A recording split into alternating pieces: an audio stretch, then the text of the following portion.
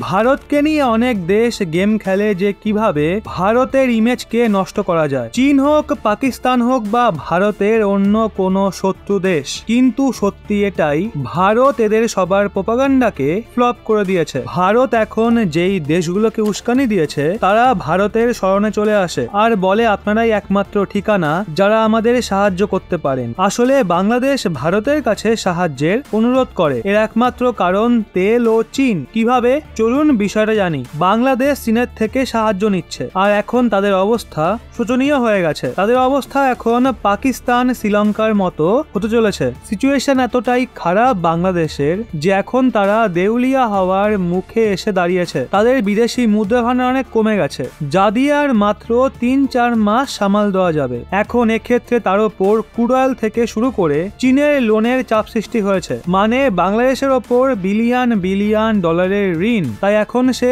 ভারতের দিকে চেয়ে আছে। এমনকি তারা ভারত সরকারের কাছে সাহায্যের আবেদন করে যাতে তেলও পাওয়া যায়, আবার চীনের হাত থেকে বাঁচাও যায়। এখন প্রশ্ন হলো ভারত কিভাবে বাংলাদেশকে সাহায্য করবে? আসলে এই সময় বাংলাদেশ ক্রুড অয়েল সমস্যার সঙ্গে মোকাবিলা করছে। এর একমাত্র কারণ ডলারের কমতি। সেই জন্য ইম্পোর্টেড ফুয়েলের পেমেন্ট করার জন্য বাংলাদেশের কাছে বিদেশি মুদ্রা ভান্ডার বেঁচে নেই। এখন বাংলাদেশকে বকেয়া মেটাতে হবে। সেই জন্য তাদের ৩০০ মিলিয়ন ডলার অর্থাৎ প্রায় ৩২০০ কোটি বাংলাদেশি টাকার প্রয়োজন, মানে ভারতীয় মুদ্রায় প্রায় ২৫০০ কোটি টাকা। এখন যদি এই পয়সা বাংলাদেশ না মেটায় তাহলে তারা আর অয়েল সাপ্লায়ারদের কাছ থেকে অয়েল পাবে না এবং বাংলাদেশের ইকোনমি বরবাদ হয়ে যাবে। এখন বাংলাদেশের শেষ ভরসা ভারত, কারণ বাংলাদেশে ফুয়েলকে ইম্পোর্ট ও বিক্রি করার কন্ট্রোল বাংলাদেশ পেট্রোলিয়াম কর্পের কাছে রয়েছে। আর ওই বাংলাদেশি ফুয়েল কোম্পানি শেখ হাসিনা সরকারকে সরাসরি বলে দিয়েছে যে কোনোভাবে সব ধরনের কমার্শিয়াল ব্যাংকগুলোকে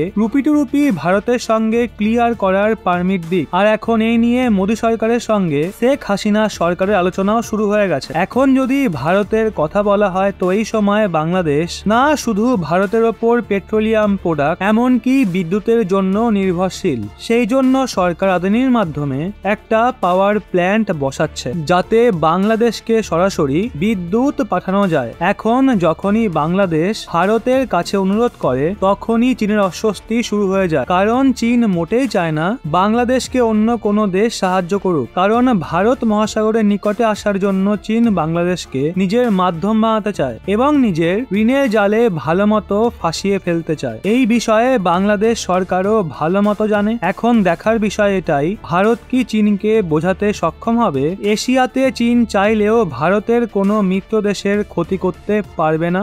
বন্ধুরা, এই সম্পূর্ণ বিষয় নিয়ে আপনাদের কি ধারণা নিচে কমেন্ট সেকশনে অবশ্যই জানান।